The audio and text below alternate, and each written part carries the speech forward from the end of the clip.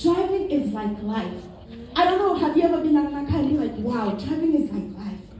Yes? And there are 3 laws of balance in this. And if you know this and practice them, when you're driving, you're going to be at more ease, you're going to be at peace. And you're going to it's just going to become smooth.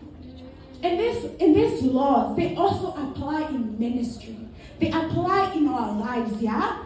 And it helps us take care of this wonderful, beautiful body the Lord has entrusted with. Yeah? So we can, like how we said, we want to finish well. We want to be before the Lord and you say, well done, good and faithful servant. Yeah? And so we're gonna, today our magic number is 3, yeah? So we are learning about 3 laws. And the first law is the correct reference point. Somebody say the correct reference point. And with the correct reference point, it depends on where you're fixing your eyes on.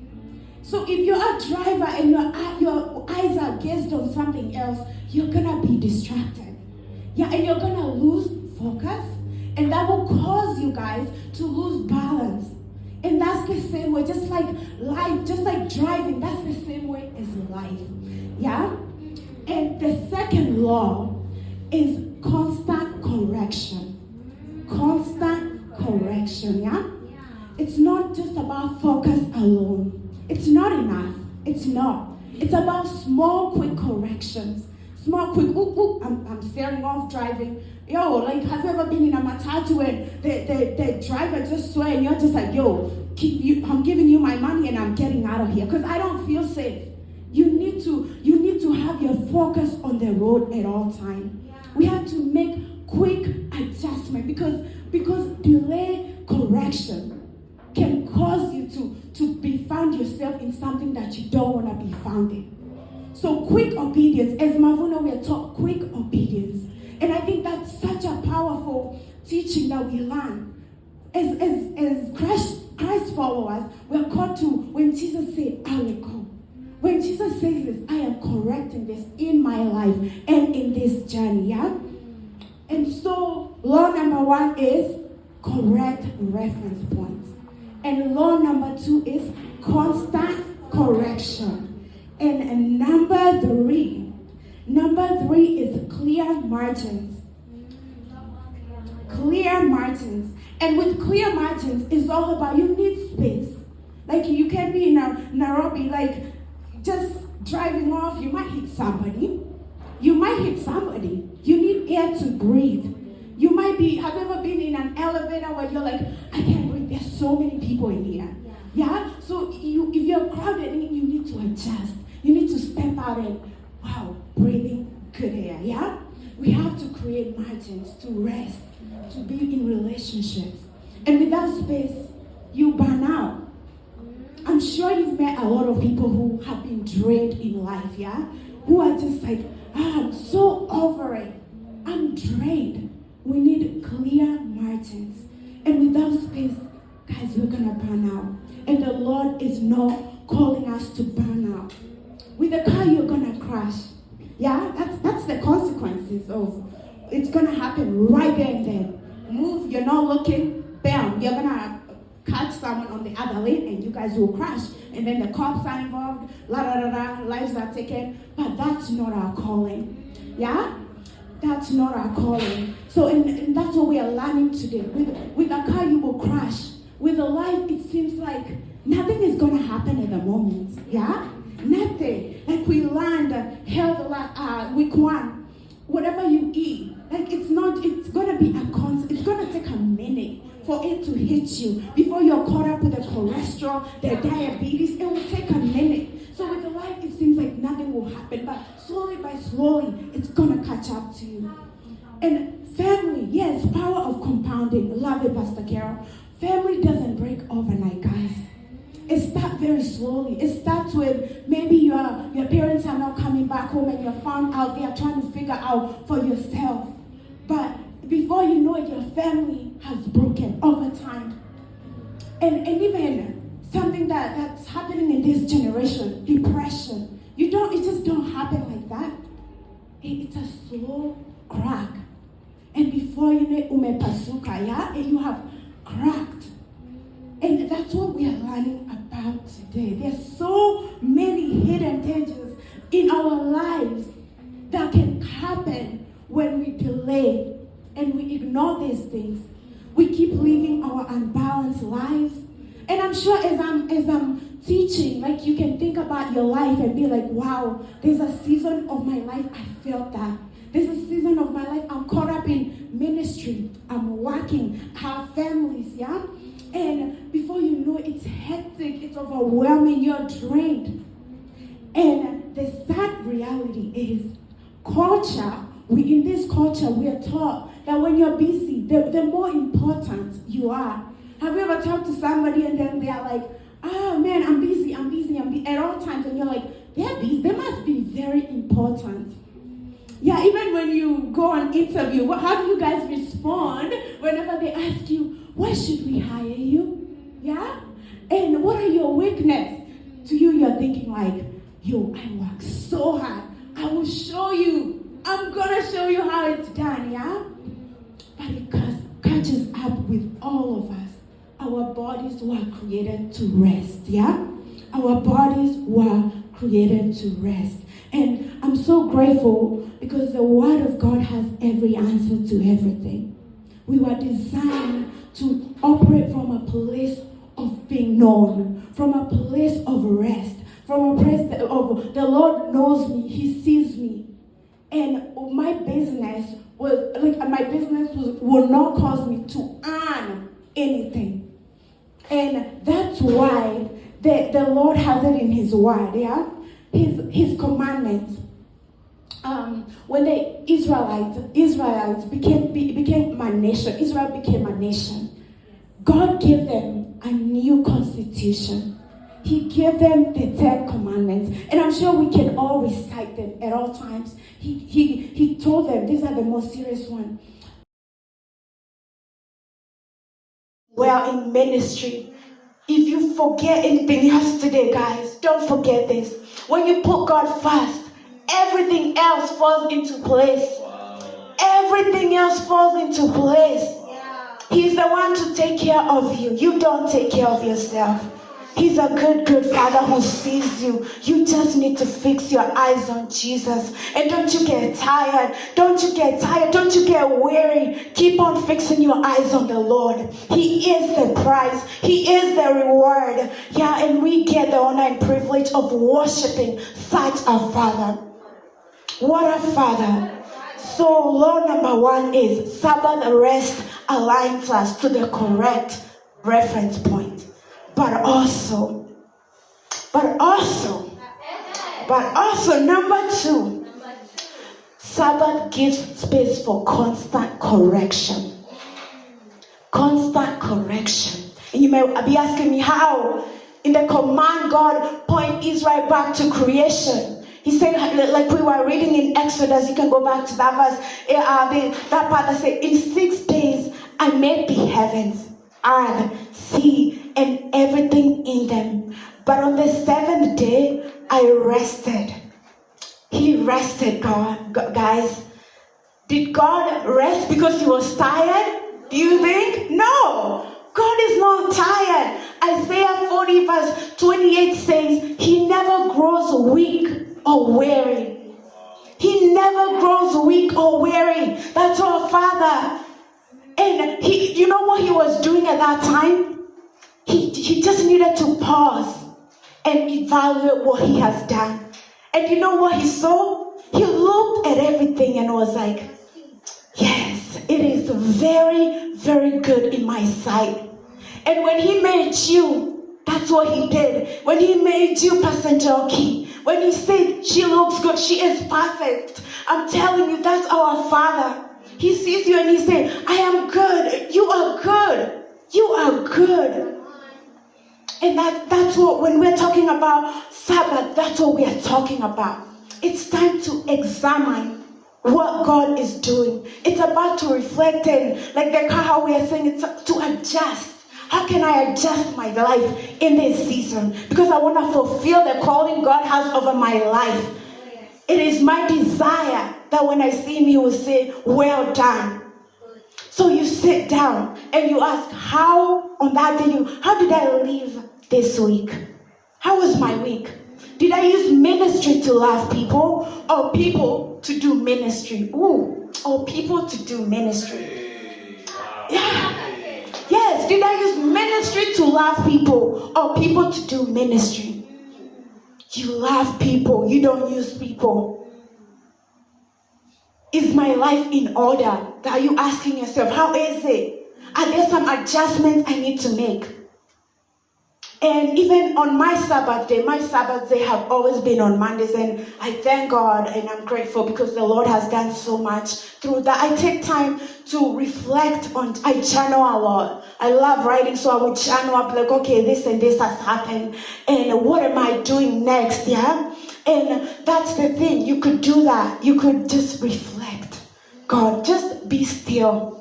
The danger of nowadays Christianity, we always want to be on the move. And we always want to fix. We're not fixers. God is the one to fix us. And that's something the Lord is teaching us today. That when you put God first, guys, like we've said, everything else falls into place. God is our reference point at all time. So would you ask your neighbor right now, do you truly believe that? Do you believe that? Do you believe that He's your main reference point? When I rest one day each week, I'm telling God, Lord, you got my world in your hands. You got it all. You gave me a mind. You gave me hands. You gave me talent. You gave me all the energy. You gave it to me. And you're telling Him like 6 days with you is greater than 7 days without you. Just one day, you have it all. You have it all. And one thing I love about this, it's like Sabbath is like tithing. Yeah, you know how you give your 10% to the Lord and much more, which I believe the Lord is taking us there at all time. You're telling God, I choose to trust you, not myself. Yeah? Continue tithing. Continue allowing the Lord to do what He needs to do in your life. Because He is our reference point, yeah? He is our reference point. And number three, guys, we live in a fast-paced world where productivity is success, a top priority, yeah? And no, it's everywhere. You're just at all times just, I'm on the go. What you doing? What you chasing this time? What are your goals? And we love goals. We're here for goals. But we have to understand, God is calling us to create clear margins. So point number 3 is clear margins. We are called to make space, to make time in everything that we are doing. Yeah? Not just in the corporate world, guys, but it's also in the church.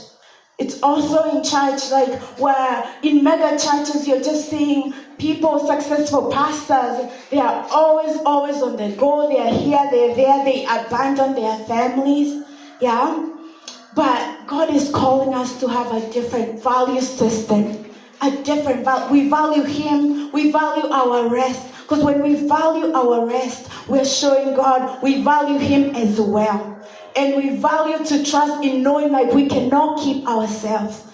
And one thing the Lord even has taught me like is this thing, understanding it even takes God to love Him.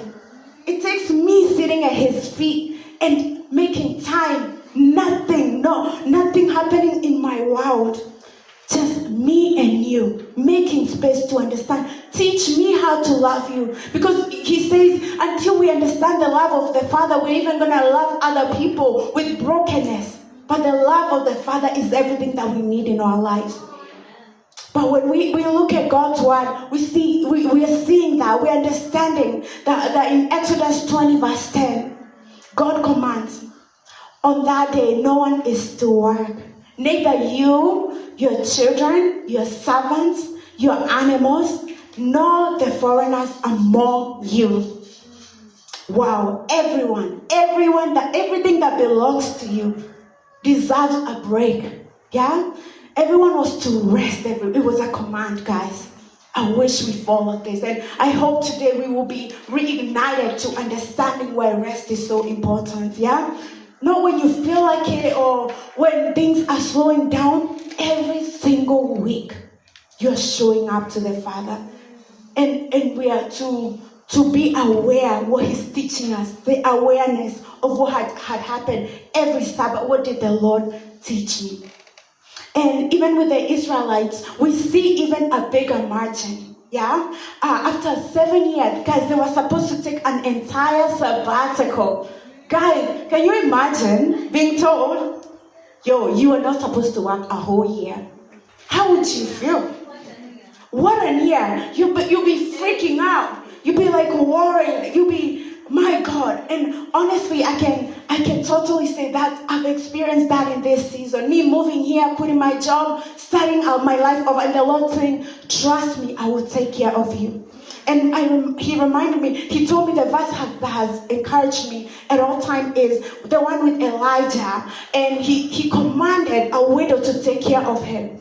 Yeah? And I was like, God, my gosh, that is so scary. When you're so used to hustling for yourself, when you're so used to be the one, I got money in the bank, I'm chilling.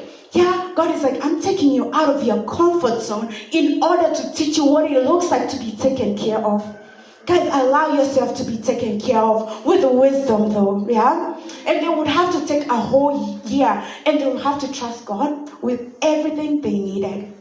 Because God knew His people needed clear space in their lives. They needed to clear their mind. They needed space to breathe, to live, to enjoy. Guys, like, have you even checked out some? Maybe some of us have never even been to Karura Forest. Like, let's be honest. Like, we have an amazing forest out here, but you've never made time to go out there and see what God is doing with nature, because that's His nature. It's beautiful, yeah? And enjoy the things that actually matter, yeah? And without this kind of margins, we get crowded by things that don't matter until eventually we burn out. We burn out. And myself, I've experienced that. I've experienced burnout. And I thank God for restoring me and rejuvenating me, because He's a good Father. That's how you know He loves you. He will call you apart to show you this is happening. And that wake-up call happened to me where I was back in 2018, and I have been working, like I'm telling you guys, just living, doing ministry, but thinking I got it all, yeah? And we had gone to Miami for vacation for my girlfriend's birthday getaway. And I've been working overnights for over 10 years throughout college, throughout everything. I was just like overnights, boom, so I can have daytime to do other things. Yeah? So when we went to on that vacation, guys, I was like sleeping the whole time. I literally was like so tired. I'm like, I just want to be found in bed, resting, sleeping. But you know, something else that marked my heart, guys, is because I had been struggling for insomnia with years. I was taking melatonin to sleep because I'm so overwhelmed. Yeah, I'm exhausted. Yeah, I can't sleep.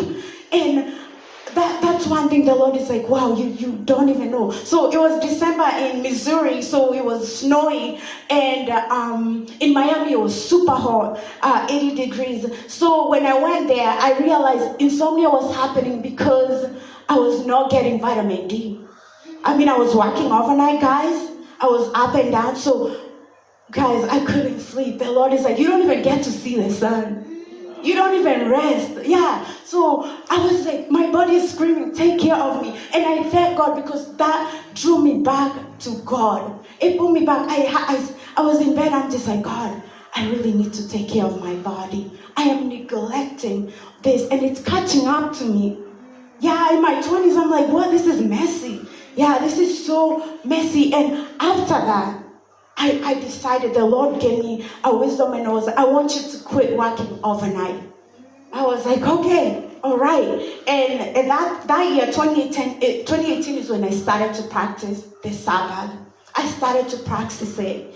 And from that place, like, I was rejuvenated. I was renewed. I understood that God is the one to take care of me. Not my hustle, not me chasing the American dream, because that's everyone's desire when they go there. Like, you have to be on the move at all times, yeah? And that's one thing the Lord is telling us today, that we need clear margins. We need to clear our time and space to take care of ourselves. We don't want to be in Mombasa, Dubai, taking a nap. I mean, it's cool, but yeah, you don't want to be too tired to the point you're like, yeah, come on now. But you paid for it. You paid for it. I love it. Yeah. So the thing is, the world keeps spinning.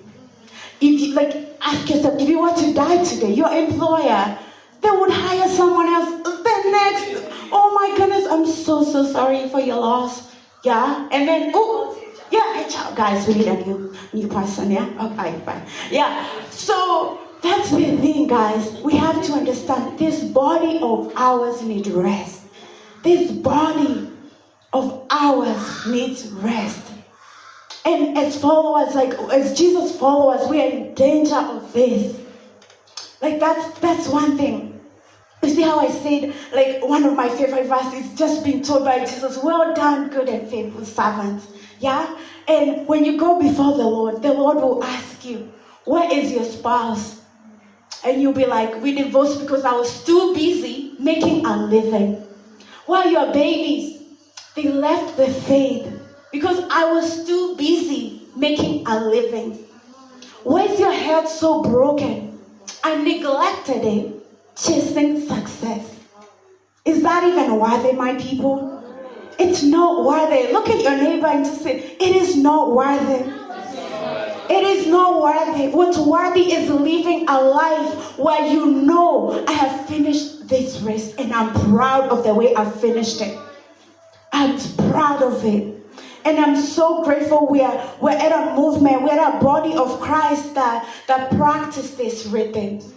So one of the rhythms we practice as part of staff is you get one full day of rest weekly. So buildings are closed on Monday with Marvuna. So I was like, we are under a good shepherd, guys. Honors your time to rest and take care of yourself. 2 retreats every year, yeah? 3 months sabbatical every 7 years.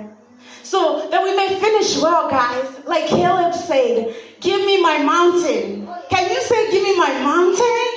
Yes, at 85, guys. At 85, we are ready to face whatever the Lord is giving us. We are like, I'm here, God.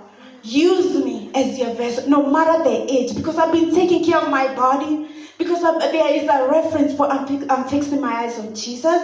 I'm making time. There is all of that. When you understand that, it changes the trajectory of how you live your life. And it is my cry today that we would grab that and we will grasp it and say, God, I want to live a life where I don't trust on myself, where I rely on you. So tell your neighbor, when you put God first, that's right, everything else falls into place.